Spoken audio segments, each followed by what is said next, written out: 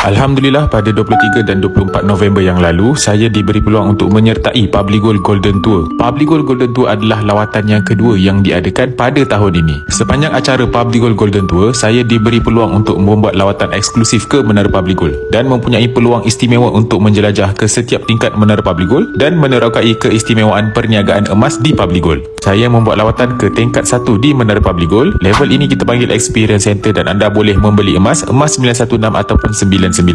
Kemudian kami dibawa untuk melawat office founder Public Gold iaitu Datuk Wira Louis Eng. Office Datuk Wira Louis Eng memang sangat cantik tuan-puan. Ini adalah pertama kali saya menjejakkan kaki ke office founder Public Gold. Saya ingatkan tour di sekitar office sahaja, rupa-rupanya masuk dalam office sekali tuan-puan. Alhamdulillah sempat berjabat tangan dengan founder Public Gold. Kemudian kami dibawa untuk melawat office PG Mall dan kemudian Aurora Italia dan saya sempat melihat baju yang telah ditandatangani oleh pemain-pemain bola sepak daripada Juventus.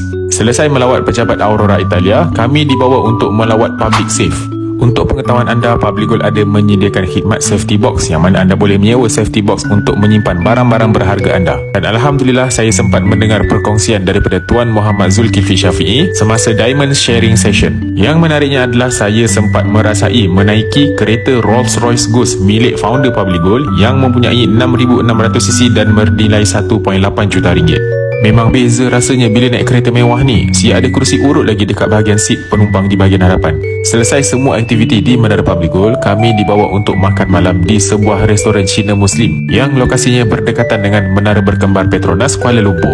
Alhamdulillah, selepas selesai makan malam, kami disajikan dengan pemandangan indah Menara Berkembar Petronas Kuala Lumpur pada waktu malam. Selesai makan malam, masa untuk rehatkan badan untuk menantikan aktiviti yang seterusnya pada hari esok. Sempatlah saya berjalan-jalan sekitar hotel untuk menikmati pemandangan malam. Pada keesokan harinya kami bertolak daripada hotel seawal 8 pagi untuk melawat ke Istana Negara. Kalau bukan kerana lawatan yang diadakan macam ni, memang saya tak akan sampai kat sini. Rupanya ramai turis yang datang ke sini untuk mengambil gambar. Kemudian kami dibawa untuk pergi ke Central Market dan kami dibawa untuk pergi melawat Menara Berkembar Petronas Kuala Lumpur. Secara keseluruhannya, saya memang sangat berpuas hati dengan trip Public Gold Golden Tour pada kali ini. Dengan yuran penyertaan sebanyak 1 gram yang ditolak daripada Econ Muscat, saya rasa ianya adalah 1 gram yang sangat berbaloi. Itu sajalah perkongsian pengalaman saya menyertai Public Gold Golden Tour untuk kali ini. Ada rezeki kita jumpa lagi insya-Allah. Jangan lupa untuk follow ya.